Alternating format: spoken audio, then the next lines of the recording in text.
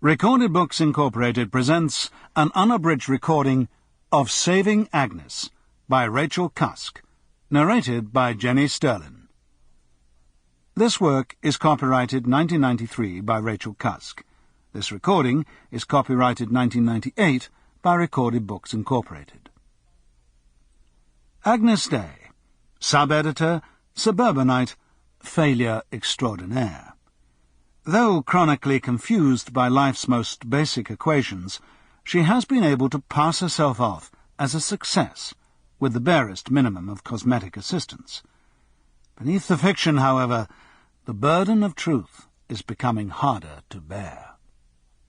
And now, Saving Agnes. Chapter 1. The house, like the party, was subsiding. It didn't lurch or tilt titanically, crockery and silverware crashing to the floor, women in tight taffeta dresses flung screaming across the room. Like the party, it wasn't a large-scale Hollywood affair.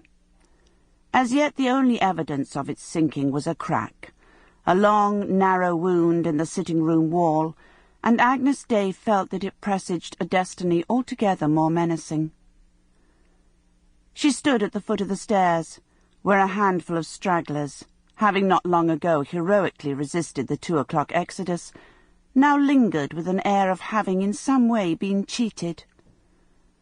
On the far side of the room, 1 or 2 people stood immobile in the landscape of bottles and ashtrays, overturned candles and shattered glass, of wine pools banked by little white hillocks of salt and fringed with crumbled cigarette packets, like contorted statues in an abstract sculpture park. She realized there was no one here she wanted to talk to, no one she could even bear talking to. "The condemned man ate a hearty breakfast," said Merlin cheerfully, passing her by as he trawled the room with a large black bin liner. Agnes headed for the stairs, where a candle was lying felled in a pool of its own wax on the carpet.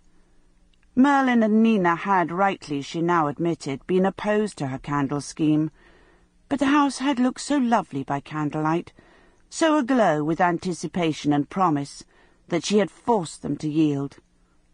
Merlin had submitted gratifyingly swiftly, Nina less pliant, but always with a ready definition of democracy to hand, knew majority rule when she saw it. They had seen it as a whim, Agnes knew, a flimsy floating thing which scientists might examine under a microscope. But if that were what it was...